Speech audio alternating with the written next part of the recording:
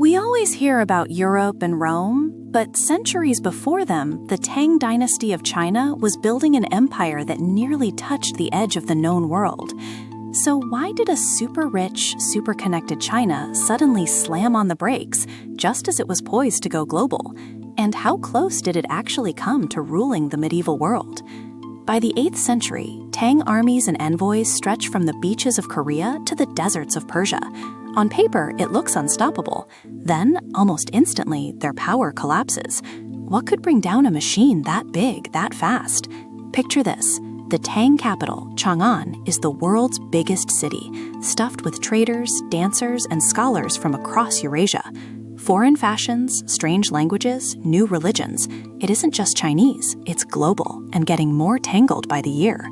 751 CE. At Talis, Chinese and Arab forces slam into each other, Tang ambition colliding with the rising Islamic world. Dust, steel, and two future super civilizations on one battlefield. This is the high watermark of China's outward reach and the start of an invisible turning point. The battle's twist? Chinese prisoners share papermaking with their captors, launching a tech revolution across the Islamic world. The empire that might dominate the future is now quietly handing its secrets to a rival. With crack armies, slick administration, and fat cities, it looks like nothing can stop Tang expansion. The world's first true global empire seems within reach. But the farther the red ink spreads on the map, the more fragile the lines holding it together become.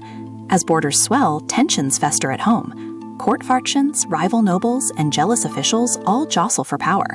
Everyone wants influence over a booming empire, until some of them start to wonder if they even need the emperor at all. One general, An Lushan, sees his chance. Ethnically mixed, hugely popular, and trusted with vast armies on the frontier, he turns the tools of empire inward. With the empire distracted, he sparks a rebellion that will become one of the deadliest in history. Suddenly, the empire unravels. The An Lushan rebellion kills millions and smashes Tang authority. Provinces stop obeying orders, tax streams dry up. Overnight, expansions end, permanently. The empire that looked ready to rule the world can barely rule itself. With the core in chaos, enemies sense weakness. Commanders on the steppe stop getting paid. Borderlands break away and old rivals creep closer, hungry for a piece of the fallen giant. The outer edge of the almost world empire peels off, one slice at a time. Meanwhile, Silk Road outposts slip away. Local warlords turn rogue or side with outsiders, choking the flow of wealth and power. The trade routes that once pumped life into Tang China now feed their rivals instead. Here's the twist. The Tang's diversity and riches make it a magnet for brilliance and for revolt. Ambitious outsiders rise fast, armies mix cultures, fortunes are won overnight. The same openness that powers the empire also gives rebels money, networks, and motives. Its strength slowly cracks its foundations. The real killer isn't foreign invaders, but inner collapse. Court purges, warlordism, and shattered trust eat away at the center. Tang China's global ambitions don't die in a final grand battle. They quietly bleed out from the inside. Imagine if Tang order had survived. Chinese law, writing, and city life could have shaped half the ancient world, from Central Asian oases to far-off ports. Maybe our maps, our alphabets, even our religions of power would look unrecognizable today. Yet fragments survive. Tang tech, art, and ideas ripple outward into Islamic science, steppe politics, and later Chinese dynasties, long after the empire fades.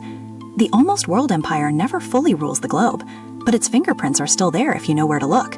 So why don't we hear more about this? Textbooks fixate on Europe and Rome, turning China's lost global moment into a footnote. When you zoom out, the medieval world isn't just knights and crusades, it's Chang'an almost calling the shots. Looking at the Tang rewires the story of empire and globalization. It shows that history is full of near misses, futures that almost happened but didn't. And once you see this one, you start noticing all the other close calls we were never taught about. Like what you saw? Hit subscribe for more lost empires and near-miss superpowers. And drop your thoughts below. What changes first if China actually rules the medieval world? Trade, religion, or the map itself?